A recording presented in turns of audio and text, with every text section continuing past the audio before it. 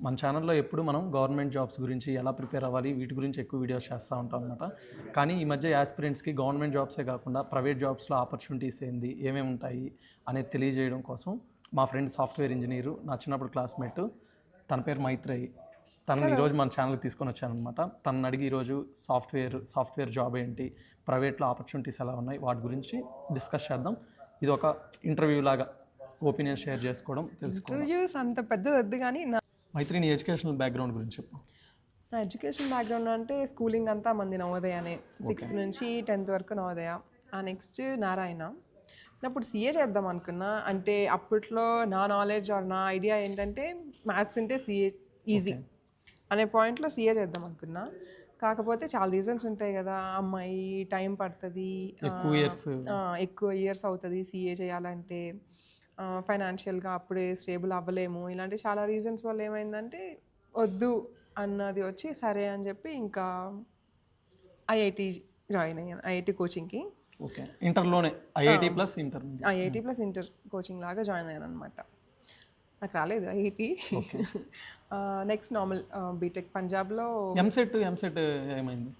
ఎంసెట్ ఇచ్చాను, separate coaching అలా ఏం తీసుకోలేదు, కానీ ఎంసెట్ కూడా నాకు మంచి ర్యాంకే వచ్చింది. ఓకే, కాకపోతే మనకి అప్పుడు ఈ స్టేట్ బైఫర్కేషన్ వల్ల మనకి కౌన్సిలింగ్ లేట్ అయింది. నీకు గుర్తుందా? ఓకే, చాలా లేట్ అయింది మనకి. ఆగస్ట్ వరకు కూడా కౌన్సిలింగ్ అవ్వలేదు. సో ఈ JEE mains marks, advanced marks తోటి నాకు అప్పుడు స్కాలర్షిప్ వచ్చేసరికి ఎల్పియు. ఓకే, అంటే ఫీజు ఎంత? కాలేజ్ ఫీజు ఎల్పియు అప్పుడు నార్మల్ స్టూడెంట్స్కి ఎంత? నీకు ఇంటర్లో మార్క్స్ ఎన్ని వచ్చాయి? నాకు ఇంటర్ మార్క్స్ 957. ఓకే, దానివల్ల తగ్గించారా ఫీజు ఏమన్నా? దానివల్ల తగ్గించలేదు, నాకు జేఈ మెయిన్స్ మార్క్స్ తోటి తగ్గించారనమాట. ఓకే, ఎంత ఫీజు నీకు ఎంతకి ఇచ్చారు? నాకు ఇయర్ మొత్తానికి 50K పడింది. ఓకే, చాలా తక్కువ. నార్మల్ పీపుల్కి అయితే మామూలుగా ఏం ఎగ్జామ్స్ రాయకుండా జస్ట్ ఏం రాయకుండా అంటే అరౌండ్ 1.5 lakh 2 lakhs అప్పుడు పడిండేది. ఇప్పుడైతే ఇంకా ఎక్కువ, ఇప్పుడైతే ఇయర్లీ 3 lakhs వరకు వెళ్ళింది నాకు తెలిసి. ఓకే, ఐడియా లేదు ఇప్పుడు ఎంత, బట్ అప్పుడు నాకు 50K అలా పడింది అనమాట ఇయర్లీ. సో పర్లేదులే అన్న థాట్లో, మోరోవర్ అది డీమ్డ్ యూనివర్సిటీ, ప్లేస్మెంట్స్ ఉన్నాయి అని చెప్పారు. సో ఏదో ఒకటి కొంచెం బెటర్దే కదా ఆపర్చునిటీ అన్న థాట్లో వెళ్ళాను.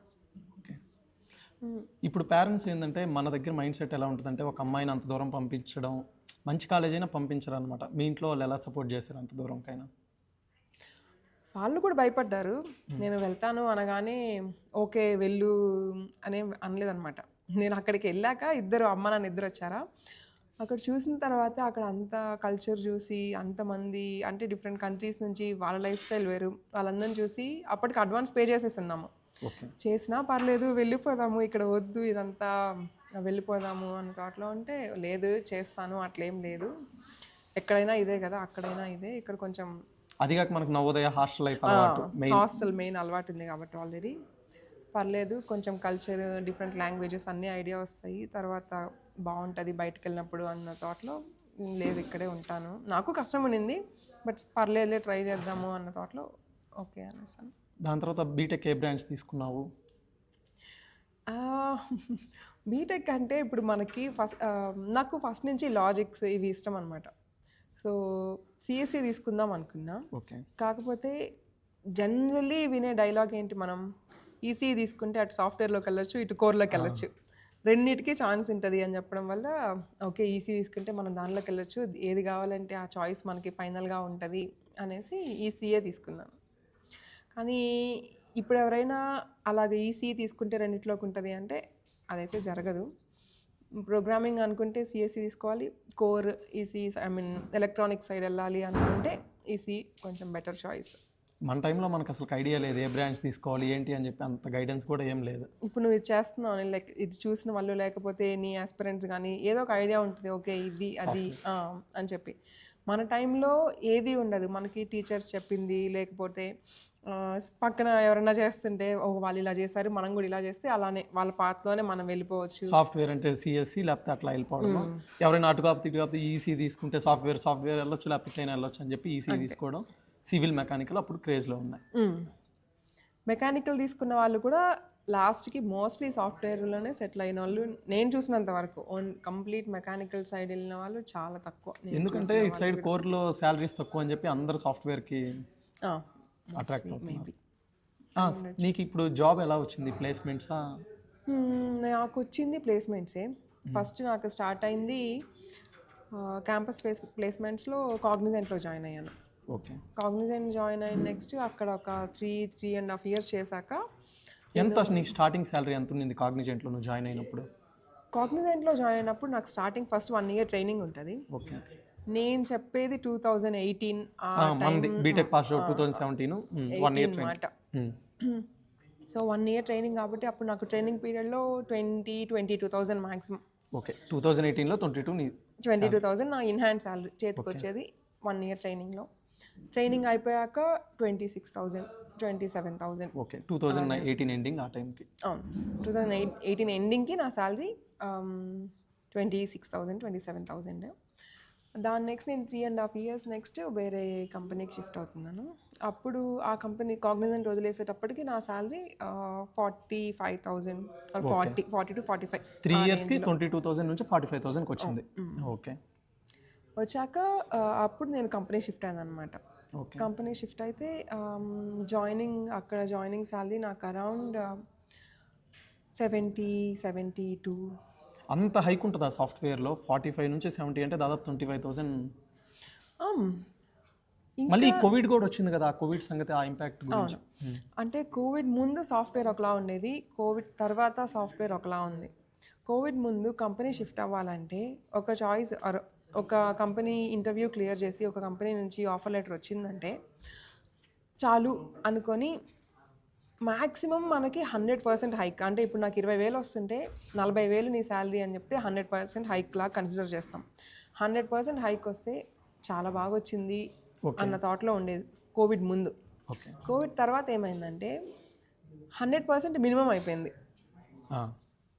ఖచ్చితంగా చాలామంది, అంటే అది స్టూడెంట్స్ పాస్డ్ అవుట్ అయిన వాళ్ళని తీసుకోకపోవడం, ఆర్ కొంతమంది 2 జాబ్స్ చేయడం, అలా చేయడం ఇల్లీగల్. కానీ కోవిడ్ టైంలో మొత్తం ఆన్లైన్ కదా మనకి, అన్నీ ఉండడం వల్ల అది మార్కెట్ చాలా అప్ అయిపోయింది, ఆపర్చునిటీస్ చాలా ఓపెన్ అయిపోయాయి. ఇంకా ఏంటంటే ఇంకొకటి, కోవిడ్ టైంలో యూఎస్ అటు సైడ్ అందరూ చాలామంది పెద్ద పెద్ద వాళ్ళు ఆర్ ఓల్డ్ సిటిజన్స్ వాళ్ళందరూ వెళ్ళిపోవడం, చాలా రీజన్స్ ఉన్నాయి. అన్ని రీజన్స్ వల్ల చాలా అప్ అయిపోయింది మార్కెట్. సో కోవిడ్ తర్వాత ఎవరు తీసుకున్నా, ఏ జాబ్ షిఫ్ట్ కొట్టినా మినిమం 100%, 150% హైక్, 200% హైక్ తీసుకున్న వాళ్ళు కూడా ఉన్నారు. ఓకే. సో దానివల్ల అప్పుడు నాకు 40 నుంచి 70 అయింది అనమాట ఇన్హాండ్ శాలరీ. దాని తర్వాత నేను అక్కడే బ్యాంక్లోనే ఒక 2 years చేశాను. ఆ తర్వాత మళ్ళీ నేను సర్వీస్ బేస్డ్ కంపెనీకి షిఫ్ట్ అయ్యి. బ్యాంక్ అంటే కన్ఫ్యూజ్ అవుతారు, బ్యాంక్ అంటుంది ఏంది, గవర్నమెంట్ ఇట్ అనుకుంటారు, అది దాని గురించి చెప్పు. ఓకే, బ్యాంక్ అంటే మనకి ఇప్పుడు సాఫ్ట్వేర్ అంటే ఏంటంటే చాలా ఉంటాయి, లైక్ సర్వీస్ బేస్డ్ ఉంటుంది. మనం చాలా వినుంటాం కదా, TCS, టాటాది, లేకపోతే కాగ్నిజెంట్, యాక్సెంచర్, విప్రో, ఇవన్నీ సర్వీస్ బేస్డ్ కంపెనీస్ అనమాట. ఓకే. వీళ్ళందరూ జనాల్ని తీసుకొని ఇంకొక కంపెనీకి సోర్స్ చేస్తారు. క్లయింట్ అని వీళ్ళు ఉంటారు కదా, ఆ క్లయింట్ కంపెనీస్కి వీళ్ళు జనాల్ని ఇస్తారనమాట.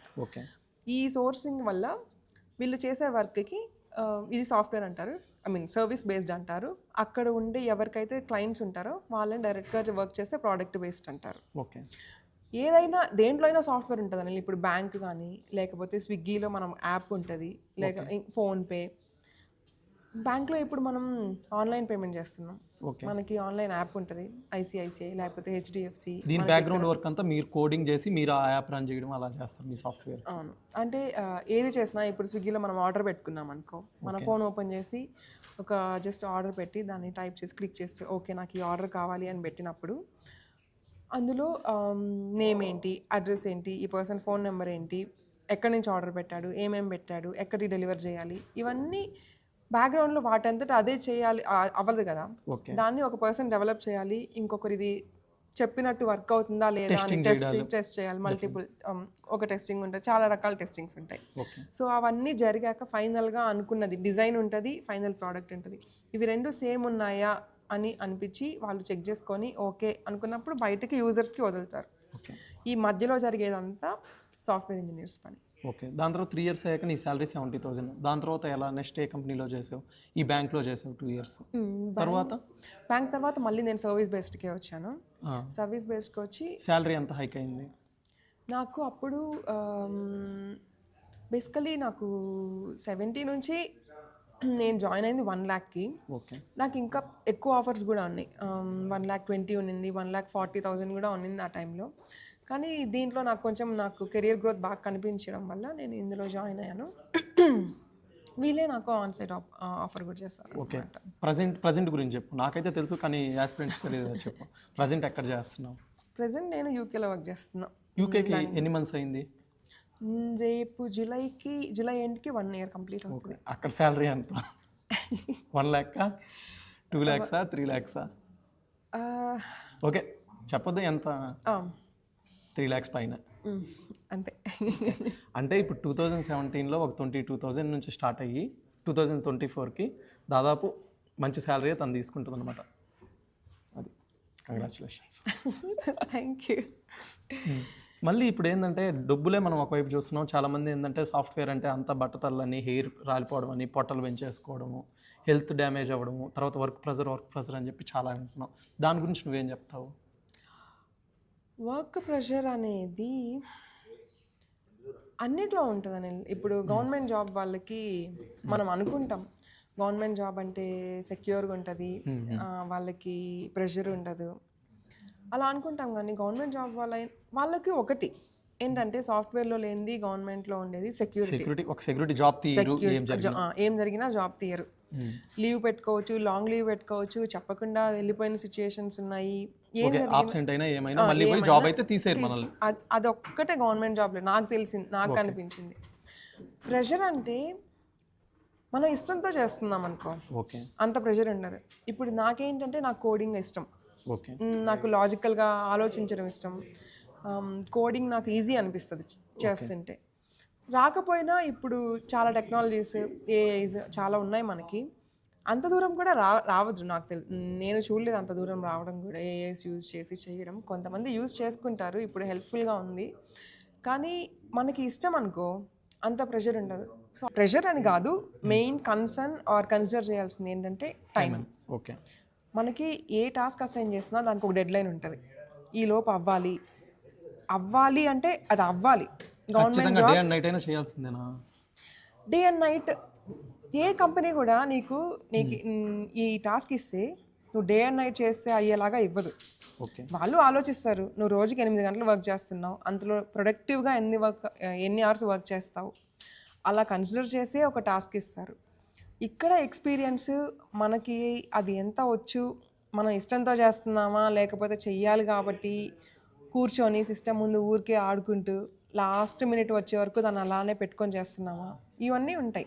వాళ్ళు కన్సిడరబుల్గానే చేసి ఓకే వీళ్ళకి ఇంత ఎక్స్పీరియన్స్, వీళ్ళకి ఈ టాస్క్ ఇంత అవర్స్ పడుతుంది అని చెప్పే ఇస్తారు.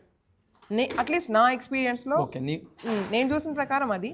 ఇప్పుడు అందరికీ అలానే ఉంటుందా ఉండదా అనేది నాకు తెలియదు. ఇప్పుడు మీకు ఇండియాలో వర్కింగ్ అవర్స్ ఎలా ఉన్నాయి, ఫారిన్లో వర్కింగ్ అవర్స్ ఎలా ఉన్నాయి, ఎన్ని days holidays same, only Monday to Friday working, Saturday Sunday holidays. Okay, ఇంకా హాలిడే అంటే నేను టచ్ చేయరా వాళ్ళు ఏదైనా వర్క్ పరంగా కానీ? అది జాబ్ జాయిన్ అయ్యేటప్పుడే చెప్తారనమాట. ఓకే, వీకెండ్ సపోర్ట్ కూడా రిక్వైర్డ్ అని చెప్పి జాబ్ జాయిన్ అయ్యేటప్పుడే ఇది మా రిక్వైర్మెంట్, ఓకేనా కాదా అని చెప్పే తీసుకుంటారు. జాయిన్ అయ్యాక కావాలి నువ్వు ఆల్ 7 days వర్క్ చేయాలి లేకపోతే ఓవర్ నైట్ వర్క్ చేయాలి అలాంటివి తర్వాత అడగరు. కొన్నిసార్లు అంటే ఇప్పుడు సాఫ్ట్వేర్ డెవలప్ చేసాము, దాన్ని డిప్లాయ్ చేస్తున్నాము, సాఫ్ట్వేర్ యూజర్స్కి ఏదైనా అప్డేట్ ఇస్తున్నాము, అలాంటి టైంలో ఏదైనా ఇష్యూస్ అయితే అవైలబిలిటీ అడుగుతారే కానీ అలా ఏం ఉండదు. వీకెండ్స్ వీకెండ్స్ కూర్చొని చేయాలి. ఇప్పుడు నాకు ఇచ్చారు, ఒక వర్క్ ఇచ్చారు, నేను దాన్ని కంప్లీట్ చేయలేదు, నా పర్సనల్ రీజన్, నాకు అంత యాక్టివ్గా అనిపించట్లేదు, నేను కంప్లీట్ చేయలేకపోయాను, నా ఓన్ ఇంట్రెస్ట్ తోటి నేను ఓకే ఇది నాకు మండే కంప్లీట్ అవ్వాలి అని నాకు తెలిసినప్పుడు అది అర్జెంట్ ఎమర్జెన్సీ ఖచ్చితంగా అయితే వీకెండ్ కూర్చొని నేను టైం వేస్ట్ చేశాను కాబట్టి నేను వీకెండ్ కూర్చొని కవర్ చేయాలి, కానీ వాళ్ళు వీకెండ్ కూర్చొని చేసేంత ఏ కంపెనీ నాకు తెలిసి ఇవ్వదు. ఇండియాకి ఫారిన్కి యూకేకి వర్కింగ్ అవర్స్ ఎలా ఉన్నాయి, డిఫరెన్స్ అక్కడ ఎలా ఉంది? నేను చూసిన మెయిన్ డిఫరెన్స్ ఏంటంటే మనకి ఇక్కడ ఇండియాలో వర్క్ చేసే వాళ్ళకి క్లయింట్స్ యూకే ఆర్ యూఎస్ ఉంటారు. సో ప్రాజెక్ట్ స్టార్టింగే మనం జాయిన్ అయినప్పుడే మనకు చెప్తారనమాట టైం లైన్స్ ఇది అని. నేను కాగ్నిజెంట్లో చేసేటప్పుడు యూఎస్ ప్రాజెక్ట్. సో యూఎస్ వాళ్ళ మార్నింగ్ తోటి ఇండియాలో దాన్ని అలైన్ చేయాలని చెప్పి నాకు స్టార్ట్ అవ్వడమే 11:30కి స్టార్ట్ అయ్యేది, నైట్ 8:30 వరకు చేయాలి నేను. ఓకే.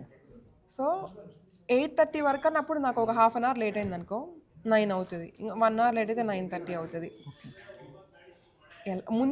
ముందొచ్చేస్తామంటే ఏమనరు, అంటే ముందంటే 11:30 కంటే ముందు కాదు, స్టార్ట్ టైం ఎండ్ టైంకి నాకు ఇచ్చిన వర్క్ కంప్లీట్ చేసుకొని వచ్చేస్తామంటే ఏమనరు. కాకపోతే నేను చూసిన మెయిన్ డిఫరెన్స్ ఏంటంటే ఇక్కడ మన వాళ్ళు కాంపిటేటివ్ ఎక్కువ ఉంటారు. ఎక్కువసేపు ఆఫీస్లో ఉంటే మనకి గుడ్ నేమ్ వస్తుంది, ఎక్కువసేపు ఉండడం మంచి పేర్ల కోసం చెప్పి నాకు ఎక్కువసేపు ఉంటే ప్రమోషన్ వస్తుంది, ఎక్కువసేపు ఉంటే అలా ఉండదు. యూకేలో టైం టు టైం. ఇక్కడ కూడా నేను ఎప్పుడు అలా చేసింది లేదు. ఓకే. నా టైంకి నేను వెళ్ళిపోతుంటే ఎందుకు వెళ్ళిపోతున్నావు, ఎక్కువసేపు ఉండాలి కదా, ఎక్కువసేపు వర్క్ చేయాలి కదా అని ఎప్పుడు నన్ను అడగలేదు. ఓకే.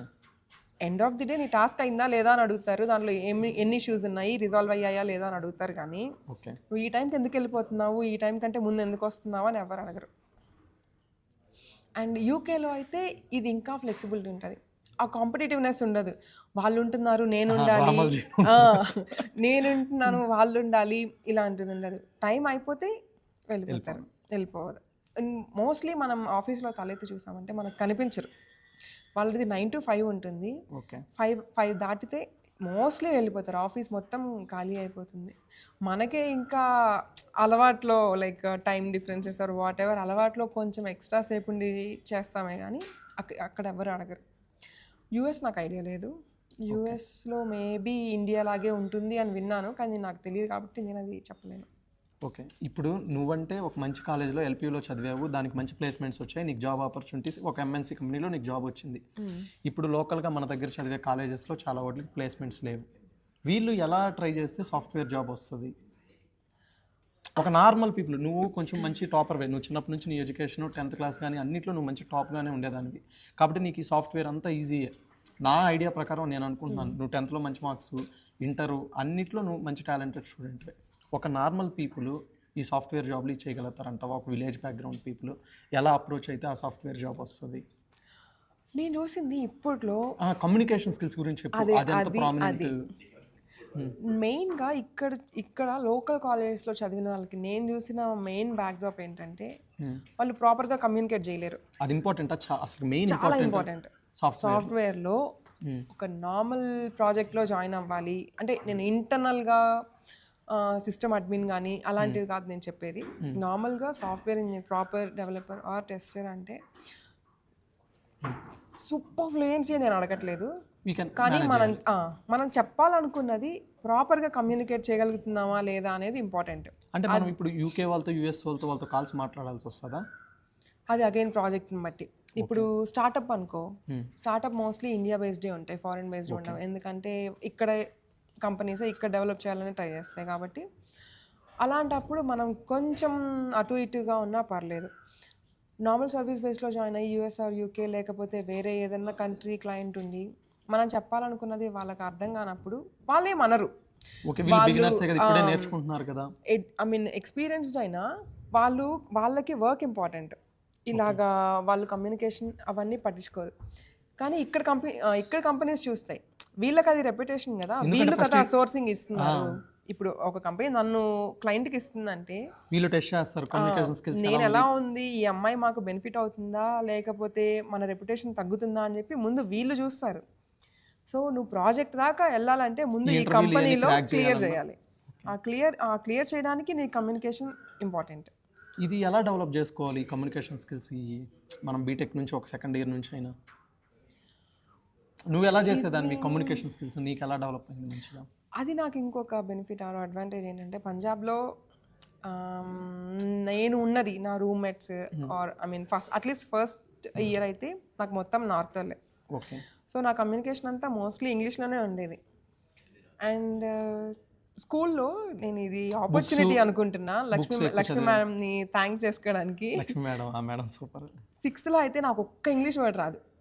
ఆ మేడమే కూర్చోబెట్టి ఏతో 5 వర్డ్స్ రాయి, బీతో 5 వర్డ్స్ రాయి, సితో 5 వర్డ్స్ రాయి. నేను చాలాసార్లు మేడం ఇంటికి వెళ్ళి కూర్చొని నాకు రావట్లేదు, నాకు నేర్పించండి నేర్పించండి నేర్పించండి. 2 years పట్టింది నాకు. 8th వచ్చేసరికి ఓకే, నేను ఏం బాగా మాట్లాడక్కర్లేదు కానీ తప్పులతోనే మాట్లాడుతూ ఉంటే కొన్ని రోజులకి నాకు ఇంప్రూవ్ అవుద్ది. స్టార్టింగ్ ఎవరు పర్ఫెక్ట్ ఇంగ్లీష్ మాట్లాడలేరు కదా. సో ఆ భయం వదిలేయాలి ఫస్ట్. తప్పో రైటో వచ్చింది మాట్లాడుతుంటే అదే ఇంప్రూవ్ అవుతుంది. తర్వాత ఇంగ్లీష్ అప్పుడు నీకు నావెల్స్ అవి చదవడం బాగా అలవాటు కదా, దానివల్ల ఏమన్నా ఇంప్రూవ్ అయిందంటావా? అవును, కొన్ని వర్డ్స్ ఉంటాయి. ఇప్పుడు నాకు బుక్స్ ఇంట్రెస్ట్ కాబట్టి నేను స్టార్టింగ్ అంతా తెలుగే చదివేదాన్ని. ఓకే. ఇంగ్లీష్ చదవడం స్టార్ట్ చేశాక ఏంటంటే వర్డ్స్ అర్థమయ్యేది కాదు. ఇది ఫస్ట్ 4 పేజీలు చదివి ఇంకా అర్థం కాకపోతే మనం తీసేస్తాం ఇంకో బుక్ మనం. అదేంటంటే అప్పుడు మనకి ఇది కూడా లక్ష్మణం రూల్, ఖచ్చితంగా డిక్షనరీ ఒకటి పెట్టుకోవాలి. ప్రతి ఒక్కరు ఆక్స్ఫర్డ్ డిక్షనరీ కొనాలి అని చెప్పేది మేడం. సో ఆక్స్ఫర్డ్ డిక్షనరీ ఉండేది. అవును. నావెల్ తీసుకొని మనకి అర్థం కాకపోతే వర్డ్స్ ఇదేంటి, ఆ వర్డ్కి మీనింగ్ ఏంటి అని చెప్పి రాసుకొని దాన్ని యూజ్ చేయడానికి. కొన్నిసార్లు ఏంటంటే ఓవర్ యాక్షన్ లాగా అనమాట, ఒకే వర్డ్ని 10 సార్లు యూజ్ చేసేదాన్ని. అది కొంచెం ఓకే ఇది ఈ సెంటెన్స్లో అర్థమవుతుంది, ఈ సెంటెన్స్లో రాదు అని చెప్పి అలాగా మనం ఓన్గా ట్రై చేయడమే. కోర్సెస్ అవన్నీ నాకు తెలియదు ఇంగ్లీష్కి, కమ్యూనికేషన్స్కి. అది ఇంకా డెవలప్ చేసుకునే నువ్వు డైరీ రాసే హ్యాబిట్ కూడా ఉంది కదా, తెలుగులో రాసేదానివే? ఇంగ్లీష్, తెలుగు. కమ్యూనికేషన్ అయితే చాలా ఇంపార్టెంట్. Communication important సాఫ్ట్వేర్కి. తర్వాత ఇప్పుడు సాఫ్ట్వేర్ జాబ్ తెచ్చుకోవడం ఎలాగా? మాకు ఇప్పుడు ప్లేస్మెంట్స్ లేవు, మేము లోకల్ కాలేజ్లో చదువుతున్నాం, మాకు ప్లేస్మెంట్స్ ఏం రావట్లేదు, నేను ఎలా తెచ్చుకోవాలి జాబ్? నువ్వు అసలు ఎందుకు జాయిన్ అయ్యావు ఆ కాలేజ్? నీకు జాయిన్ అయ్యేటప్పుడు తెలీదా ప్లేస్మెంట్స్ లేవని? లేవంటే మాకు డబ్బులు లేవు, మేము ఎంసెట్లో క్వాలిఫై అయితే మాకు ఇంజనీరింగ్ కాలేజ్ వచ్చింది, జాయిన్ అయ్యాను. ఏదో ఇంటి దగ్గర ఉంటుంది అని చెప్పి ఎంజాయ్ చేసుకుందాం అని చెప్పి మేము లోకల్ కాలేజ్లోనే ఇక్కడే జాయిన్ అయిపోయాను. మాకు ఇక్కడేమో ఇప్పుడు వాళ్ళు అప్పుడు చెప్పారు ప్లేస్మెంట్స్ ఇవి చూపిస్తామని చెప్పి అన్నీ చెప్పారు, కానీ ఇప్పుడేం రియాలిటీలో లేవు. మాకైతే ప్లేస్మెంట్స్ రాలేదు. వచ్చిన 1-2 కాలేజీలు ఉంటే ఏదో 5-6 మెంబర్స్ని సెలెక్ట్ చేసుకుంటున్నారు. మిగతా పరిస్థితి ఏంది? మిగతా పీపుల్ ఎలా అప్రోచ్ అవ్వాలి? ఇప్పుడు మనకి అప్పట్లో మన బీటెక్ అయిన టైంలో అయితే గైడెన్స్ లేదు మనకి. ఓకే. ఇప్పుడు చాలా అంటే అప్పటితో కంపేర్ చేస్తే 6 yearsలో చాలా ఇంప్రూవ్ ఉంది, చాలా ఇంప్రూవ్మెంట్ ఉంది. ఇప్పుడు గైడెన్స్ కొంచెం బెటర్ ఉంది. స్టార్టింగ్ నుంచే గవర్నమెంట్ జాబ్ రావాలి అన్నప్పుడు నేను చెప్పిందే చేయమనట్లేదు. నాకు అనిపించింది ఏంటంటే డిగ్రీ చేసుకొని చేయొచ్చు కదా, గవర్నమెంట్ జాబే చేయాలి అనుకుంటే. కానీ అప్పుడు ఏమవుతుందంటే ఇప్పుడు డిగ్రీ చేసిన ప్రతి ఒక్కరికి గవర్నమెంట్ జాబ్ రాదు కదా, వాళ్ళకి ఆల్టర్నేటివ్ కెరీర్ ఏంటి? బీటెక్ చేస్తే కనీసం ఒకవేళ గవర్నమెంట్ జాబ్ రాకపోయినా ట్రై చేయొచ్చు అని ఇప్పుడు అందరూ బీటెక్ చదువుతున్నారు అనమాట. అది మెయిన్ రీజన్. బీటెక్ చదివినా కూడా ఈ ఇయర్ పాస్అవుట్ అయ్యామనుకో ప్రతి కంపెనీ నీకు కుదిస్తుంది. ఫ్రెషర్గా ఓపెన్ అయిన ఫ్రెషర్కి ఆపర్చునిటీస్ ఉన్నాయి అని చెప్పిన ఏ కంపెనీ అయినా ఈ సంవత్సరం పాస్ అవుట్ అయిన వాళ్ళకి ఇస్తుంది, కన్సిడర్ చేస్తుంది. నెక్స్ట్ ఇయర్కి ఒక టాప్ కాలేజ్లో చదివావు, ఎల్పీలో చదివావు కాబట్టి నీకు ప్లేస్మెంట్ వచ్చింది. ఒక నార్మల్ మేము ఒక లోకల్గా ఒక మన నెల్లూరు కావల్లో ఇలా చదివి ఒక నార్మల్ కాలేజ్ మాకు ప్లేస్మెంట్స్ లేకుండా గవర్నమెంట్ కాలేజ్లో నేను చదివాను, ఎంసెట్లో క్వాలిఫై ఈజీగా ఏదో ర్యాంక్ వచ్చింది చదివాను. మా దగ్గర కమ్యూనికేషన్ స్కిల్స్ కూడా ఏం లేవు, ఒక నార్మల్ స్టూడెంట్ని. అక్కడ మాకు ప్లేస్మెంట్స్ ఇవ్వలేదు. నేను సాఫ్ట్వేర్ జాబ్కి ఎలా అప్రోచ్ అవ్వాలి? ఇప్పుడు అది చాలామంది ఏం చేస్తున్నారంటే కాలేజ్లో ప్లేస్మెంట్స్ ఉన్నాయని చెప్పారు, సో నేను ఆ కాలేజ్ జాయిన్ అయిపోతా, ఓకే, అది కాలేజ్ రెస్పాన్సిబిలిటీ నాకు ప్లేస్మెంట్ ఇప్పించడం అన్న థాట్ ప్రాసెస్లో ఉన్నారు. అది కంప్లీట్లీ తప్పు. ఇచ్చినా ఏదో టాప్ 10 మెంబర్స్కి 20 మెంబర్స్కి ఇస్తారు అంతే కదా. అంటే కంపెనీని తీసుకురావడం వరకే వాళ్ళ రెస్పాన్సిబిలిటీ. వచ్చిన కంపెనీస్కి నేను సెలెక్ట్ అవ్వాలి అని చెప్పి మనల్ని మనం ప్రిపేర్ చేసుకోవడం మన రెస్పాన్సిబిలిటీ. కానీ మన దగ్గర అసలు కంపెనీసే రావట్లేదు మన లోకల్ కాలేజెస్లో.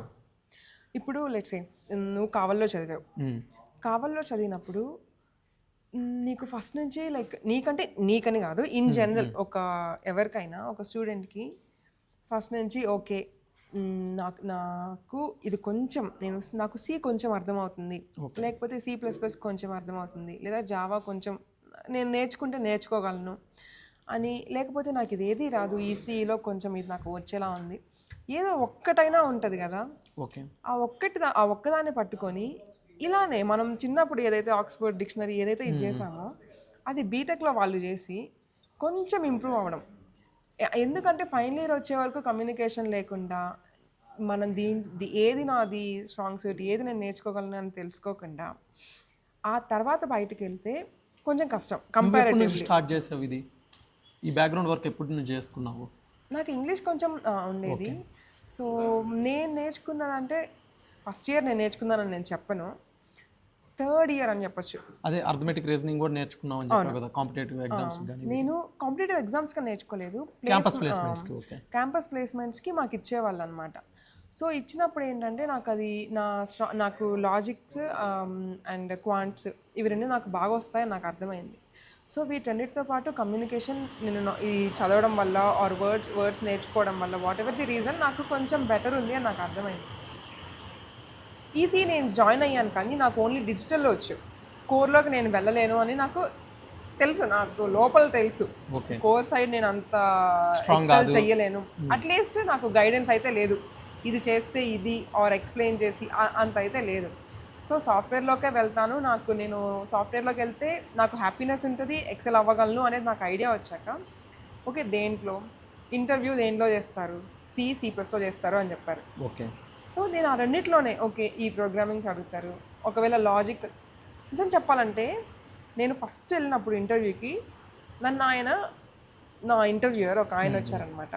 ఆయన అయితే నన్ను ప్రోగ్రామ్ రాయమని అడగలేదు. ఆయన ఓకే ఒక లాజికల్ క్వశ్చన్ ఇచ్చి ఏదో ఒక పర్సన్ 1 kg ఉన్నారు, ఒక పర్సన్ 2 kg ఉన్నారు, ఒక పర్సన్ 15 kg 17 kg, ఒక నది దాటాలి, ఎంతసేపట్లో దాటుతారు, మినిమం నెంబర్ ఆఫ్ టైమ్స్ ఎన్ని, నాకు ఆన్సర్ చెయ్యి అని అడిగారు. ఓకే, అంటే లాజికల్ బేస్డ్ గా ఇచ్చాడు అసలు కంప్యూటర్ ఈ సాఫ్ట్వేర్ అడిగారు. స్టార్టింగ్ అయితే ఇది నాకు వెంటనే ఏంటంటే నా మైండ్ అక్కడ కొంచెం స్టక్ అయిపోయింది అనమాట. అరే నేనేంటి ప్రోగ్రామింగ్ ఇంత చేశాను, ఈయనేంటి ఇది అడుగుతున్నారు, నేను చేసిందంతా వేస్టా, నాకు అలా వెళ్ళిపోయి సరేలే నాకు ఏదో ఒకటి ఆన్సర్ చేద్దాం. వాళ్ళు అడిగింది ప్రతిదీ ఆన్సర్ చేయాలని ఏం లేదు, జస్ట్ అన్ని రకాలుగా టెస్ట్ చేద్దాం అనే పాయింట్లో అడుగుతారు అంతే. ఇప్పుడు ఆన్సర్ చేయకపోతే మనకి జాబ్ రాదు అలా ఏం ఉండదు. ఏది ఈ అమ్మాయి కొంచెం బాగా చేయగలుగుతుంది అని అర్థం చేసుకోవడానికే వాళ్ళు అడిగేది. సో నేను దానికి ఫస్ట్ ఒక ఆన్సర్ చెప్పాను, కాదు ఇంకా ట్రై చెయ్యి అన్నారు. ఓకే అలా కాదా అని మళ్ళీ ఆన్సర్ చేసి ఓకే అని చెప్పి కరెక్ట్ ఆన్సర్ ఇచ్చిన తర్వాత నువ్వు ఇప్పుడు ఆలోచించావు కదా, నాకు ప్రోగ్రామ్ రాయన్నారు.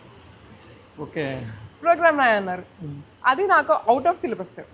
ఆయన అడిగిన క్వశ్చన్ నేను ఎందుకు ఊహించుకుంటాను, దానికి నేను ఎందుకు ప్రిపేర్ అవుతాను, నేను లాజిక్ ఇది ఇప్పుడు నన్ను మీరు సింటాక్స్ అంతా అడిగితే నేను రాయలేను, ఎందుకంటే నాకు అంత నాలెడ్జ్ లేదు. మీరు కొంచెం గైడ్ చేస్తే రాయగలుగుతానేమో కానీ ఇప్పుడైతే నేను ఆనెస్ట్గా చెప్పాను ఆయనకి, మీకు లాజిక్ వరకు నేను పెట్టివ్వగలను పేపర్ మీద.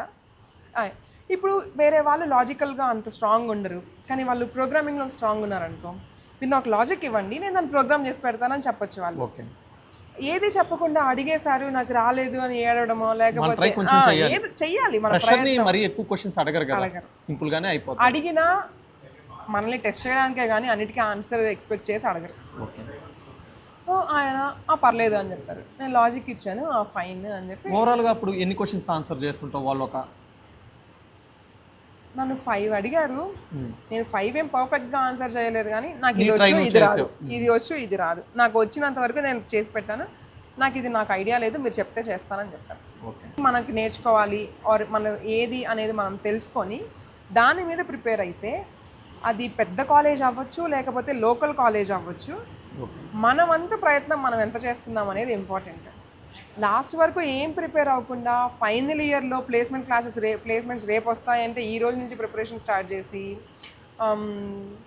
కొన్ని శాంపుల్స్ ఉంటాయి కదా మనకి, స్టాండర్డ్ ప్రోగ్రామ్స్ ఉంటాయి, ఇది అడుగుతారు డౌన్లోడ్ చేసుకొని అవే వస్తే నీ అదృష్టం, నువ్వు ఆన్సర్ చేయగలుగుతావు, అది రాలేదంటే నీకు జాబ్ రాదు. సో అలాగా ఏ కాలేజ్లో చదివావు అనేది ఇంపార్టెంటే, కానీ నువ్వెంత ట్రై చేస్తున్నావు, నువ్వు రెడీ చేసుకుంటున్నావు అనేది ఇంకా ఎక్కువ ఇంపార్టెంట్. ఇప్పుడు నువ్వు చెప్పింది ఎవరికంటే వాళ్ళ కంపెనీలో ప్లేస్మెంట్స్ వచ్చే వాళ్ళకి ఉపయోగపడుద్ది, వాళ్ళు రెడీ చేసుకుంటే అప్రోచ్ అవ్వడానికి. ఇప్పుడు మేము చదివే కాలేజీలో మాకు అసలుకి ప్లేస్మెంట్సే రావనుకో, నేను అసలుకి ఎలా అప్రోచ్ అవ్వాలి? నాకు టాలెంట్ ఉంది, కమ్యూనికేషన్ స్కిల్స్ ఉంది, కొంచెం ప్రోగ్రామింగ్స్ కూడా నేర్చుకున్నాను, నేను ఎలా కంపెనీస్ వేకెన్సీలో వదులుతున్నాయి ఎలా వెళ్ళాలని నేను ట్రై చేయాలి సాఫ్ట్వేర్లో? అక్కడ ఇప్పుడు మనం బయటకు వచ్చేసాం, కొంచెం నేను సూపర్ ప్రిపేర్డ్ లేకపోయినా ఓకే, ఏదైనా నాకు ఆపర్చునిటీస్ వస్తే నేను ట్రాక్ చేయగలను అనే నాకు కాన్ఫిడెన్స్ వచ్చింది అనుకో. కొన్నిసార్లు ఏమవుతుందంటే డైరెక్ట్గా కంపెనీసే వాకిన్ ఇంటర్వ్యూస్ కానీ లేకపోతే జాబ్ మేళా అని పెట్టడం, కొన్నిసార్లు కెరియర్స్లోకి మనం అన్ని కంపెనీస్కి కెరియర్ డాట్ అని ఉంటుంది. ఓకే, ఆ కెరియర్స్లో ఒక ఎగ్జాంపుల్ చెప్పు, ఏదైనా కంపెనీ ఇలా వెబ్సైట్ ఉంటుంది నార్మల్ గూగుల్లోకి వెళ్ళి ఇప్పుడు నేను చెప్పు క్లారిటీగా విప్రో కెరియర్స్ లేకపోతే యాక్సెంచర్ కెరియర్స్, కాగ్నిజెంట్ కెరియర్స్, ఏదైనా కెరియర్స్ అని ఎత్తామనుకో, దానిలోకి వెళ్ళి మనం దేనికైతే ప్రిపేర్ ఉన్నామో అది చెక్ చేసుకొని దానికి అప్లై చేసుకోవాలి. లేదు నాకు అందులో కూడా నాకు అంత ఐడియా లేదు, నీకు తెలిసిన వాళ్ళకి ఇప్పుడు నువ్వు క్యాంపస్ నుంచి వెళ్ళావు కదా, అలా సెర్చ్ చేసుకొని జాబ్ తెచ్చుకున్న వాళ్ళు కూడా ఉన్నారా? చాలా మంది ఉన్నారా? చాలా మంది కాదు, నాకు తెలిసి ఒక 4-5 అట్లా కూడా వచ్చారు. డైరెక్ట్గా అప్లై చేసుకొని వాళ్ళ ఓన్ గానే బయటకి రాగానే. కొంతమంది ఏంటంటే వచ్చినారు, ఆల్రెడీ క్యాంపస్ ప్లేస్మెంట్ వచ్చింది కానీ వాళ్ళకి ఆఫర్ లెటర్స్ రాలేదు, టైం డిలే చేయడం వల్ల ఇది వస్తుందో రాదోలే అని చెప్పి ఇంకో కంపెనీకి ట్రై చేయడానికి ఇంకో కంపెనీలో ఇవ్వడము, వాళ్ళ బయటకు వచ్చాక ఓన్గా ఇవ్వడము, అలాంటి వాళ్ళకి అలా ఇచ్చి కూడా ఆఫర్ లెటర్స్ వచ్చాయి. అలా కూడా లేదనుకుంటే అక్కడ కోచింగ్ సెంటర్స్ ఉంటాయి. ఇప్పుడు గవర్నమెంట్ జాబ్స్కే కాదు, సాఫ్ట్వేర్కి కూడా చాలా కోచింగ్ సెంటర్స్ ఉన్నాయి. ఆల్రెడీ మనం కొంచెం ప్రిపేర్డ్ ఉన్నామనుకో, దానిలోనే జాయిన్ నాకు ఇందులో జాబ్ కావాలి అని వెళ్ళి వాళ్ళని అప్రోచ్ అయితే, ఇక్కడ కాలేజ్ ప్లేస్మెంట్స్ తేలేదు కాబట్టి ఇక్కడ కోచింగ్ సెంటర్ రెస్పాన్సిబిలిటీ ప్లేస్మెంట్స్ నీ వరకు తీసుకురావడం. వచ్చాక మళ్ళీ మనం ప్రిపేర్ లేకుండా అక్కడ కూడా వాళ్ళు తేవట్లేదు, వాళ్ళు ఓన్లీ కొంతమందినే తీసుకెళ్తున్నారు అంటే ఆ కొంతమందికి ఉండేది నీకు లేనిది ఏంటి అనేది చూసుకొని ఇంప్రూవ్ అవ్వడం నీ రెస్పాన్స్. ఇప్పుడు సిఎస్సి వీళ్ళు బీటెక్ సాఫ్ట్వేర్ చేస్తారు కదా, వాళ్ళకి ల్యాప్టాప్ అనేది ఎంతవరకు అవసరం? ఎందుకంటే ఇప్పుడు చాలామంది స్టూడెంట్స్ మన ఫీజులు కట్టలేకే పేరెంట్స్ చిన్నగా జాయిన్ చేశాక వీళ్ళు వచ్చి ల్యాప్టాప్ కావాలని మళ్ళీ 50,000 70,000 ఇంట్లో వాళ్ళని అడుగుతున్నారు. అది బాగా ప్రెజర్ అవుతుంది. ల్యాప్టాప్ అనేది మ్యాండేటరీయా? నేను జాయిన్ అయినప్పుడు నేను బీటెక్ చేసేటప్పుడు అయితే నాకు ఫైనల్ ఇయర్ వరకు ల్యాప్టాప్ లేదు. కాకపోతే కొన్ని సిచ్యువేషన్స్ ఉన్నాయి, ఏంటంటే హోంవర్క్స్ ఇస్తారు, వేరే ఫ్రెండ్స్ దగ్గర మేనేజ్ చేసుకోవచ్చు కదా, ఎగ్జామ్స్కి అసైన్మెంట్స్ ఇస్తారు. అలాంటప్పుడు మేనేజ్ చేసుకోవడం ఫైన్, కానీ మన దగ్గర ఉందంటే మనకి ప్రాక్టీస్కి అది బాగుంటుంది. కాకపోతే ఇంకోటి ఏంటంటే తీసుకున్న దగ్గర నుంచి సినిమాలు, యూట్యూబ్ ఇవన్నీ ఎక్కువ చేయడానికి ల్యాప్టాప్ అయితే అవసరం లేదు. మేనేజ్ జస్ట్ ఫైనల్ ఇయర్ లో ఉంటే సరిపోద్ది కదా. ఫైనల్ ఇయర్లో ఉంటే better, final year or third year second semester నుంచి ఉందంటే బెటర్. ఎంత వరకు మనీ పెట్టొచ్చు ల్యాప్టాప్కి? ఎలాంటి ల్యాప్టాప్ అయితే సరిపోద్ది అంటే ఒక బేసిక్? ఇప్పుడు చాలా నేను మొన్న మా కజిన్కి ల్యాప్టాప్ కొనడానికి నేను వెళ్ళాను అనమాట. వెళ్తే తనకి బేసిక్ ల్యాప్టాప్ తీసుకున్నాం, 40,000 సంథింగ్ తీసుకున్నాం, 40,000లో తీసుకున్నాం. తనతో పాటు ఇంకొక అబ్బాయి వచ్చినాడు 70,000. ఎందుకు ఆ ల్యాప్టాప్ అంటే అది గేమింగ్కి బాగుంటుంది అన్నారు. ఎందుకంటే వాళ్ళు గేమ్స్ అన్నిటికీ సపోర్ట్ చేయడానికి బాగుండేది, ఎందుకు బీటెక్లో అవసరం లేదు. అది పేరెంట్స్కి చాలా మందికి తెలియదు. ఇది మంచి ల్యాప్టాప్ అంటే ఓకే, మంచి ల్యాప్టాప్ ఉంటే మంచిగా ఉంటుందేమో అన్న థాట్లో వాళ్ళు బయట నుంచి తెచ్చి ఏదో ఒకటి చేసి కొనిద్దాము, వీళ్ళ భవిష్యత్తుకే కదా అట్లా అంతా ఆలోచిస్తారు. కానీ అది మన రెస్పాన్సిబిలిటీ అండి, ఎవరి రెస్పాన్సిబిలిటీ వాళ్ళు తీసుకొని మనం ఇట్లా కష్టపెట్టకూడదు, లేకపోతే ఏం చేయాలి అని వాళ్ళు ఆలోచించుకొని చేసుకోవాలి. కానీ తీసుకున్న తర్వాత కూడా 40,000 ల్యాప్టాప్ అయినా దీనికంటే సినిమాలు చూడడానికి వాటికి వీటికి ఎక్కువ వాడే పని అయితే అది అవసరం, తీసుకునే అవసరమే లేదు. ఇప్పుడు నువ్వంటే చిన్నప్పటి నుంచి సిబిఎస్ఈ ఇంగ్లీష్ మీడియం నువ్వు సర్వైవ్ అవుతున్నావు, మంచిగా ఉంది. ఒక నార్మల్ తెలుగు మీడియం స్టూడెంట్స్ కూడా సాఫ్ట్వేర్ జాబ్లో ఫారిన్కి వెళ్ళడం అంత లెవెల్కి రావచ్చా? మంచి స్టాండర్డ్గా ఉండదు. మీ దగ్గర వర్క్ చేసే వాళ్ళు ఎవరైనా ఉన్నారా తెలుగు మీడియం బ్యాక్గ్రౌండ్ ఉండి డిగ్రీ చేసి కూడా సాఫ్ట్వేర్ వచ్చిన వాళ్ళు? ఉన్నారండి. ఇప్పుడు ఇండియాలో చూసామంటే మా కంపెనీలోనే పాత కంపెనీలో ఫస్ట్ కంపెనీలో మేనేజర్స్కి అందరూ బీటెక్ చేశారు లేదు, అప్పట్లో బీటెక్లో చాలా రేర్. సో డిగ్రీ చేసిన వాళ్ళే నేర్చుకొని, కాకపోతే వాళ్ళ నాలెడ్జ్ ఉంది, వాళ్ళకి నేర్చుకోవాలి అనే ఇంట్రెస్ట్ ఉంది, ఇది నేర్చుకుంటే నాకు కెరియర్ గ్రోత్ బాగుంటుంది, నేను డెవలప్ అవుతాను అని వాళ్ళకి ఆ తప్పన ఉండడం వల్ల వాళ్ళు నేర్చుకొని వచ్చారు. సో ఖచ్చితంగా ఇదే చేయాలి లేకపోతే అది చేస్తేనే అవుతుంది అలా ఏం లేదు. ఇంకొకటి ఏంటంటే ఇండియా కంటే యూకేలో కంపారిటివ్లీ నేను చూసింది ఏంటంటే మా ఫ్లోర్లో వీళ్ళతో లెక్క పెట్టచ్చు వీళ్ళే గ్రాడ్యుయేట్స్ అని చెప్పి, అంటే బీటెక్ చేసిన వాళ్ళు. అవును, అందరూ మోస్ట్లీ డిగ్రీ చేసి నేర్చుకొని ఆ టెక్నికల్ ఆర్ వచ్చిన వాళ్ళు. ఆ సాఫ్ట్వేర్ ఆర్ ఆ టెక్నికల్ కోడింగ్ లాంగ్వేజ్ నేర్చుకొని వచ్చిన వాళ్ళే గ్రాడ్యుయేట్ చేసి ఇప్పుడు చేస్తున్నారు. ఇప్పుడు కూడా అక్కడ ఇంకొక ఆపర్చునిటీ ఉంది ఏంటంటే లాంగ్ టర్మ్లో డిస్టెంట్ ఎడ్యుకేషన్ చేసుకుంటాం. ఓకే. అప్రెంటిస్షిప్ ఇక్కడ తక్కువ ఉంది, అక్కడ అప్రెంటిస్షిప్ కూడా ఎక్కువ ఉంటుందన్నమాట. అది ఇక్కడ ఎప్పుడు వస్తుంది నాకు ఐడియా లేదు. సో గ్రాడ్యుయేషన్ చేసుకుంటూ వస్తున్నారు కానీ గ్రాడ్యుయేషన్ అనేది అక్కడైతే మ్యాండేటరీ కాదు. సో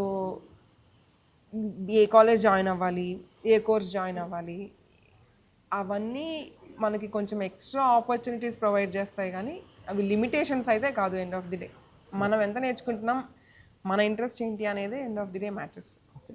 తర్వాత ఇంకా ఇప్పుడు స్టూడెంట్ ఫైనల్ ఇయర్లో ఉన్నా కానీ థర్డ్ ఇయర్లో ఉన్నా కానీ ఇప్పుడు బీటెక్ పాస్డ్ అవుట్ అయ్యేవాళ్ళు నెక్స్ట్ ఏప్రిల్ ఇప్పుడు బీటెక్ పాస్డ్ అవుట్ అయ్యి ఉంటారు కదా, వాళ్ళకి నువ్వేం సజెషన్స్ ఇస్తావు స్టూడెంట్స్కి? మెయిన్గా అయితే ప్రిపేర్ యువర్ సెల్ఫ్. బయట కమ్యూనికేషన్ నేను స్కిల్స్ మస్ట్ జాయిన్ అయ్యాక నేను 2 రెసిషన్స్ చూసాను. కోవిడ్లో ఎంతమంది ఎక్కువ జాయిన్ అయ్యారో అంతే మందిని తీసేశారు కూడా. ఓకే.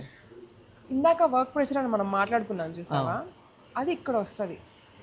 నాకు నాలెడ్జ్ ఉంది అంటే నాకు ఇచ్చిన వర్క్ నేను వెంటనే కంప్లీట్ చేసుకుంటా, నన్ను తీసేస్తారనే భయం నాకు ఉండదు. నేను డే అండ్ నైట్ కూర్చొని చేయాల్సిన పని లేదు. నాకు ఏమీ రాదు, ఏదో ఒక ద్వారానో దాని ద్వారా తెలిసిన వాళ్ళ ద్వారానో లేకపోతే రెఫరెన్సో ఏదో ఒకటి పెట్టేసి వెళ్ళిపోవడం సరిపోదు. వెళ్ళాక జాబ్ రావడం ఈజీయే కానీ అక్కడ మేనేజ్ సర్వైవ్ అవ్వడం చాలా కష్టం సాఫ్ట్వేర్లో. అవును. ఓకే. అది నాకు ఏది రాకుండా నేను ప్రిపేర్ లేకుండా లోపలికి వచ్చేసాక నాకు కమ్యూనికేషన్ లేదు, లేకపోతే ఇంకొకటి నాకు కోడింగ్ రాదు ఆర్ నాకు ఇంకొకటి రాదు, నేను చేసే వర్క్ నాకు రానప్పుడు అది వర్క్ ప్రెషరే అవుతుంది. అండ్ సో దేనిలోకి రావాలనుకుంటున్నా, గవర్నమెంట్లోకి రావాలనుకుంటే అదే ప్రిపేర్ అవ్వాలి. ఇది ఇంకొకటి ఏంటంటే ఇప్పుడు చాలామంది బయటకు రాగానే ఫస్ట్ 2 years గవర్నమెంట్ ట్రై చేద్దాము, గవర్నమెంట్ రాకపోతే అప్పుడు సాఫ్ట్వేర్ చేద్దాము, అది వర్కౌట్ అవ్వదు. ఎందుకంటే 2 years గ్యాప్ ఉన్న తర్వాత నేను చాలా తక్కువ కంపెనీస్ కన్సిడర్ చేస్తాయి వీళ్ళు తీసుకోవాలి అని చెప్పేసి. సాఫ్ట్వేర్ జాబ్ వచ్చింది అనుకో, జాబ్ చేసుకుంటూ కూడా గవర్నమెంట్ జాబ్కి షిఫ్ట్ అయిన వాళ్ళు నాకు తెలుసు. ఓకే. చేసుకుంటూ ప్రిపేర్ అయ్యి వచ్చిన మనీని ఇంటికి ఇవ్వడం, దాంట్లోనే కొంచెం ప్రిపేర్ అవ్వడం, గవర్నమెంట్ జాబ్ వచ్చాక షిఫ్ట్ అయిన వాళ్ళు ఉన్నారు. అలా చేయడం బెటర్ నేను అనుకుంటున్నా. ఇది చేసుకుంటా దీని మీదే కూర్చొని జాబ్ వస్తే ఫైన్, రాకపోతే ఎటు కాకుండా అక్కడే ఆగిపోతాం. ఇప్పుడు యూత్ కూడా అదే అనమాట. ఇప్పుడు కానిస్టేబుల్ నోటిఫికేషన్ అని, ఎస్ఐ నోటిఫికేషన్ అని దాదాపు 6-7 years వేస్ట్ చేసేసుకుంటున్నారు. ఇంకా 6-7 తర్వాత వాళ్ళకి అర్థం కాదని సాఫ్ట్వేర్లోకి ఎలా వెళ్ళాలో ఐడియా ఉండదు. ఇంకా తీసుకోరు కదా అంత గ్యాప్ వస్తే. గవర్నమెంట్ జాబ్లోకి వాళ్ళకి రావట్లేదు అని అర్థమవుతుంది. సో రాదు అని అర్థం అవ్వడం అయినా కనీసం 1 year లోపు అర్థమైంది అనుకో, ఇమీడియట్గా డెసిషన్ తీసుకోవాలి. ఓకే, నాకు గవర్నమెంట్ జాబ్ వచ్చే ఛాన్సెస్ చాలా తక్కువ. ఎందుకంటే 1-2 ఎగ్జామ్స్ రాస్తే మనకు ఐడియా వచ్చేస్తుంది 1 marks మిస్ అవుతుందా, 2 marks మిస్ అవుతుందా. అది నువ్వు కూడా చెప్పావు కదా, బ్యాంక్ ఎగ్జామ్స్ రాసాను ఫైనల్ ఇయర్లో, దాని గురించి షార్ట్గా చెప్పేసి. ఫైనల్ ఇయర్లో నేను ఏం ప్రిపేర్ అవ్వలేదు. నాకు ఓన్లీ ప్లేస్మెంట్ క్లాస్ కోసం కొంచెం ఈ క్వాంట్స్ అర్థమెటిక్స్ ఇవి నేర్పిస్తారు కదా, నేను ఓన్గా యూట్యూబ్ వీడియోస్ చూసి వేదిక్ మ్యాథమెటిక్స్ ఇవి నేను ఓన్గా నేర్చుకొని దాని నుంచి నేను జస్ట్ SBI POకి అప్లై చేశాను అనమాట. ఊరికే సింపుల్గా నేను రావాలి, జాయిన్ అవ్వాలి, నాకు థాట్ ఏం లేదు. అందరు గవర్నమెంట్ జాబ్ అంటున్నారు కదా, ట్రై చేద్దాము అన్న థాట్లో ఇస్తే 1/2 markలో పోయింది నాకు SBI PO. పోతే ఏమైంది, ఓకే ఇది నాకు ప్రిపేర్ అయితే వచ్చేస్తుంది, జస్ట్ నేను ప్రిపేర్ అవ్వలేదు కాబట్టి నాకు రాలేదు అనిపించి నాకు ఆఫర్ లెటర్ కొంచెం లేట్గా వచ్చింది. నాకు 3-4 months గ్యాప్ ఉంది. ఆ 3-4 months నేను కూర్చొని ప్రిపేర్ అయితే అవ్వలేదు కానీ కోర్సెస్ తీసుకున్నావు just free, only mock test రాసేదాన్ని. అండ్ ఫ్రీ మెటీరియల్ యూట్యూబ్ లో వీడియోస్ చూడడం. యూట్యూబ్ కూడా తక్కువే, అప్పుడు ఇంటర్నెట్ కూడా లేదు నా దగ్గర. సో ఇంటర్నెట్ కూడా ఉండేది కాదు. నార్మల్ అప్పుడు నేర్పించినవే mock test, previous papers download చేసుకొని అలాగే చేశాను. ఎగ్జామ్ రాసే టైంకి నాకు వచ్చిందనమాట, ఆఫర్ లెటర్ వచ్చేసింది. నేను వెళ్ళి జాయిన్ అయ్యాక ఇది లేదు ప్రిపేర్ అయ్యాను కదా వెళ్ళి రాద్దాము అని మళ్ళీ రాస్తే నాకు అప్పుడు 1.5 mark 2 marksలో పోయింది. ఓకే నేను 1 hour రాస్తాను కాబట్టి నాకు రావట్లేదు, నేను బాగా ప్రిపేర్ అవ్వాలని చెప్పి ఆ తర్వాత వీకెండ్స్ కూర్చునేదాన్ని. వీక్ డేస్లో లేదు, ఓన్లీ వీకెండ్స్లో కూర్చొని ప్రిపేర్ అయితే సెకండ్ ఇయర్ కూడా రాలేదన్నమాట. కానీ నేను ఎప్పుడు ఇది వదిలేసి దానికి వెళ్ళాలి అనే థాట్ అయితే నాకు నీ పని నువ్వు జాబ్ చేసుకుంటానే రాసేదాన్ని. ఊరికే అంటే ఫస్ట్ ఇయర్లో వచ్చింది కదా ట్రై వస్తుందేమో అన్న థాట్లో ట్రై చేశాను. బట్ నా ప్రిపరేషన్కి అది సరిపోలేదు. So thanks Maitri for your time. అదేం లేదని బేసికల్లీ ఇప్పుడు చాలా మందికి నాకు తెలిసి నువ్వు చెప్తున్నావు నేను ఇన్ని రోజులు ఓన్లీ గవర్నమెంటే చేశాను, ఈ రోజే ఫస్ట్ టైం ఇలా సాఫ్ట్వేర్ గురించి తీసుకురావడము నాకు కొంచెం హెల్ప్ అవుతుంది అనుకుంటున్నా. బట్ ఇలానే చేస్తున్నాను ఎందుకంటే నాకు తెలిసిన వాళ్ళు కూడా గవర్నమెంట్కి ఎలాగా ఏంటి ఏ బుక్స్ చదవాలి, అప్పుడు నువ్వు ప్రిపేర్ అయ్యావు కదా, నువ్వు ఏమన్నా ఇప్పుడు నువ్వు అడిగావు కదా అలానే ఇది చేసావా, అది జాయిన్ అయ్యావా, కోచింగ్స్ తీసుకున్నావా, ఇట్లా చాలామంది అడుగుతుంటారు. ఇలాంటివి నువ్వు చేసావు అనుకో వాళ్ళకి అట్లీస్ట్ చూసినప్పుడు ఆ వీడియో ఇది కమ్ అక్రాస్ వాళ్ళకి అర్థమవుతుంది. ఓకే ఎన్నేదో చెప్తున్నారు కదా ఇలా చేద్దాము ట్రై చేద్దాము అని వాళ్ళకి అనిపిస్తుంది. చేస్తుంది అలాగా. ఓకే నేను కూడా అదే చాలామంది మెసేజ్ చేస్తాను అనమాట, అన్న ఇప్పుడు మేము ఫైనల్ ఇయర్ గవర్నమెంట్కి ప్రిపేర్ అవ్వాలా లేకపోతే ఇలా సాఫ్ట్వేర్ ప్రిపేర్ అవ్వాలా, ఆపర్చునిటీస్ ఏమున్నాయి అలా ఇలా, అందువల్ల ఈరోజు ఈ వీడియో చేసాం అనమాట. Okay thank you. ఇప్పుడు నేను తనతో మాట్లాడించింది ఎందుకంటే మైత్రేయితో చాలామంది ఆస్పిరెంట్స్ కన్ఫ్యూజన్లో ఉన్నారనమాట. బీటెక్ థర్డ్ ఇయర్ ఆరు final year passed out students next ఏం చేయాలని అంటున్నారు. మీ అందరికి ఒక ఐడియా వచ్చి ఉంటుంది అనుకుంటున్నాను. నేను మీకు చెప్పాలనుకుంటుంది ఏంటంటే మీరు BTech third year or fourth year ఇలా ఉన్నప్పుడే ఆస్పిరెంట్స్ నెక్స్ట్ జనరేషన్ ఏం చేయాలంటే సాఫ్ట్వేర్కి రావాలా లేకపోతే ఇలా గవర్నమెంట్ జాబ్ ప్రిపేర్ అవ్వాలనేది మీరు డిసైడ్ అవ్వాలన్నమాట. థర్డ్ ఇయర్ ఫోర్త్ ఇయర్ నుంచే మీరు బ్యాక్గ్రౌండ్ వర్క్ చేసుకోవాలి. సాఫ్ట్వేర్ జాబ్కి వెళ్ళాలంటే కమ్యూనికేషన్ స్కిల్స్ ఇంప్రూవ్ చేసుకోవడము, తర్వాత ఏదైనా programming language improve. Government job రావాలంటే థర్డ్ ఫోర్త్ ఇయర్లో ఏ ఎగ్జామ్కి వెళ్ళాలి, డిఫెన్స్ పోలీస్ అయితే వీటికి రన్నింగ్స్ మీ ఫిజికల్ ఫిట్నెస్ అవసరం, ఎస్ఎస్సి వీటికైతే ఇంగ్లీషు అర్థమెటిక్ రీజనింగ్ ఇవన్నీ ఇంపార్టెంట్ అనమాట. ఇవన్నీ మీరు బ్యాలెన్స్ చేసుకొని థర్డ్ ఇయర్ ఫైనల్ ఇయర్లో ఇలా ప్రిపేర్ అయ్యి నెక్స్ట్ జస్ట్ 1 ఇయర్ ప్రిపేర్ అయిపోతే మంచి జాబ్లో అచీవ్ అవుతారు అనమాట. ఇలా ప్లాన్ చేసుకొని రండి. లేకుండా మనం ఫైనల్ ఇయర్ దాకా గుమ్మగా ఖాళీగా వదిలేసి అప్పుడు వచ్చి అవుదాం అనుకుంటే రేపు 6 to 7 years of me career waste అయిపోద్ది. 1 to 6 to 7 years మీకు కానీ మీ కెరీర్ కానీ డిస్టర్బెన్స్ వచ్చేసాక నెక్స్ట్ సాఫ్ట్వేర్ జాబ్ రావడం, సాఫ్ట్వేర్ అనే కాదు ప్రైవేట్లో ఏ సెక్టార్లో మీరు చేయలేరు. అలాంటప్పుడు పీపుల్ అంతా ఎలా వేస్ట్ అయిపోతున్నారంటే జొమాటో చేయడమో, స్విగ్గీ చేయడమో, సూపర్ మార్కెట్లో వర్క్ చేయడము, లేకపోతే ఏదైనా కళ్యాణ్ జ్యువెలర్స్ ఒకటి ఇలాంటి చిన్న చిన్న జాబులు చేసుకుంటా బతికేస్తున్నారు అనమాట. అందుకని ఒక మంచి ప్లాన్డ్గా ప్రిపేర్ అవ్వండి, మంచిగా కెరీర్ ప్లాన్ చేసుకోండి. ఇది మన ఛానల్లో ఎప్పుడు గవర్నమెంట్ జాబుల గురించే చెప్తాం. కాకపోతే ఇది ఫస్ట్ టైం ఏంటంటే గవర్నమెంట్ జాబులు కాకుండా ప్రైవేట్లో కూడా ఎలా ఆపర్చునిటీస్ ఉన్నాయని చెప్పి మైత్రేయి తనతో వీడియో చేయడం జరిగిందనమాట. మీకు ఇలాంటి వీడియోస్ మరిన్ని కావాలి, మీకు ఎలాంటి వీడియోస్ కావాలో కింద కామెంట్ చేస్తే నెక్స్ట్ వాటి గురించి కూడా వీడియోస్ తీయడానికి ట్రై చేస్తాను. Thank you.